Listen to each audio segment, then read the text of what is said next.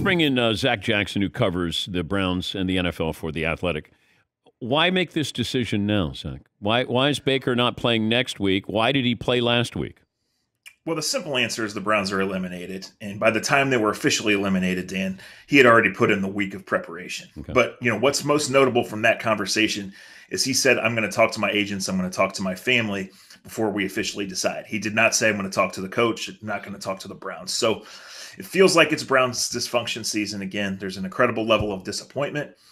And the offense just bottomed out over the last couple months of the season. So no doubt Baker was hurt, but he just did not play well. And it felt like the disconnect was always there, really going back to October. And so what's next? None of us know. But, from someone who covers the Browns, it feels like Baker's going to go on IR, and that's the last time we're going to hear from him for a long, long time. I mentioned this a couple of times during the show, and I apologize to my audience for repeating myself, but I'll say it to you. When you play through pain and you're successful, we write stories about you. They make movies about that. He played through pain and didn't play well. Were the Browns better served with him in there playing hurt, or would they have been better served with Case Keenum?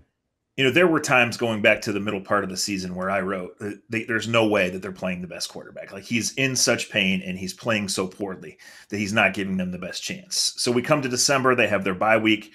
The GM, Andrew Berry, goes on the record and says Baker is healthy enough to win, and we expect him to play his best over the last 5 weeks. That did not happen. So now you add the contract situation, the guarantee for next year, and really just, like I said, bottoming out. 4 interceptions on Christmas Day, 9 sacks the other night. He says the protection scheme, gave him no chance. We don't know where this is going to go, but it's clearly, no joy around the team, and a big question on his future, because I don't think the Browns can win with Baker Mayfield. And the Browns have to decide, is there a better option? And there might not be.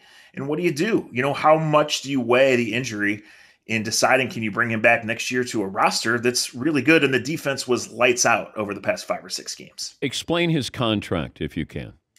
So they picked up the 5th-year option on his rookie deal last May. And when they did that, that was a no-brainer. So he's guaranteed to make $19 million next year. That money's guaranteed. If they were to trade him, it would be no dead money. But I think they want to move on, Dan. I just don't know what a better option would be.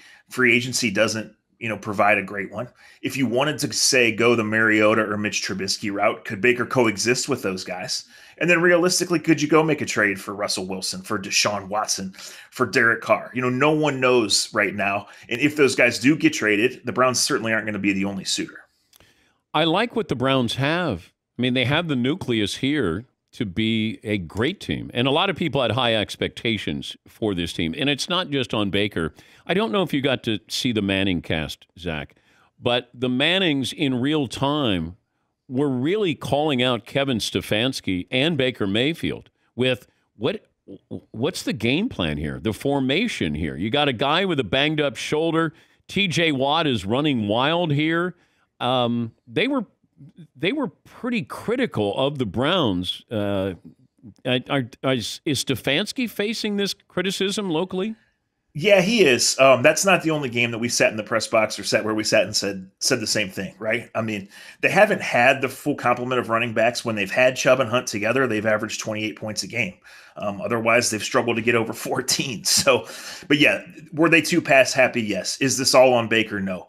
But there were a lot of times he either didn't see or couldn't see guys. There's a lot of times he missed guys. And then you go back at the end of the game and you do say, why in this situation is he throwing 34 times, 36 times? And so you go back to the bigger question, why is he even out there if he's in this much pain and this is his performance? Because it wasn't once, it wasn't twice.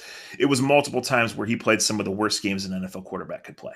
And I'm thinking about this. If Aaron Rodgers is going to be in the market, they're going to want to trade him to an AFC team, not an NFC team. So Denver and Cleveland could compete for him. Deshaun Watson, who knows what's going to happen there? I don't know if it matters where he goes, just that he finally goes.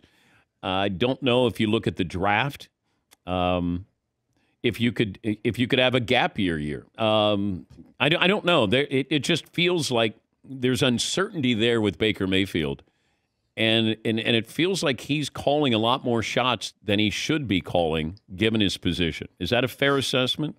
I think he's trying to call those. I think we don't know who's really calling them, right? These guys have been there for 2 years. We had the pandemic. Yeah. And the first year was kumbaya. Everything was great. It was the best season this franchise has had in 20 years. And this year it bottomed out. And so, to the fan base, to ownership, this is the second time in 3 years that Baker's played poorly and the expectations have not been met. I agree. The roster's good. Expectations should be high.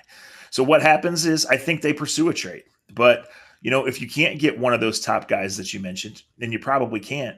Do you really want to go the Matt Ryan road? Kirk Cousins. I'd be all for Derek Carr if you can do it. I don't know that you can do it. He's under contract for one more year. The Raiders will have to decide when they get their new bosses. So the draft doesn't look great. Maybe the Browns will be picking 10th or 11th and they'll consider that. But I think, Dan, the team wants to move on. I just don't know what those options will be as they present themselves 4 weeks and even, all the way through 4-6 months from now. And you got the rise of Joe Burrow and the Cincinnati Bengals. Being from Ohio, yeah. I know how this works. The Buckeyes got a great quarterback. The Bengals got a great quarterback. Browns, not so much.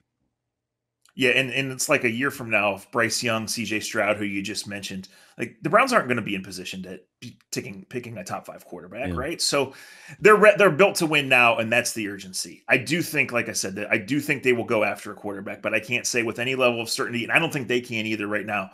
Can you really trade for an A+ quarterback or even a B+ quarterback? And go forward thinking you can win the Super Bowl next year. Now that Odell Beckham is gone and producing for the Rams, how much of a problem was Odell Beckham to this team? Yeah, that was a big part of the season. I mean, Baker's made vague mentions to internal strife, and we're left to assume that a lot of it was then because he's just never answered it. But, I just think there was frustration, and Stefanski mentioned this, of the results, of the injury. But just time and time again, they needed to make simple passes and they couldn't do it. And they threw too much, right? And so to sit and watch at home Sunday, know that your playoff chances are dead, and then go get him sacked 9 times on Monday. It was the most disappointing end, and now we lead to a period of complete uncertainty. The ideal situation, Dan, was Baker plays well, he earns the contract, the Browns go forward, they finally have their guy. This is the exact opposite of that. Would you rather cover a boring good team or a very interesting average or bad team? I'm here for the interesting. There's no doubt. Now, it was great last year when the Browns won and they finally broke all these streaks that dated back to 2002 and even back some to the 90s. But they're not dull, and we'll see. Quarterback searches are good for business. Zach, great appearance. Thank you. We appreciate your time, and good luck with The Athletic. All right, thank you. That's Zach Jackson. He covers the Browns, NFL writer for The Athletic.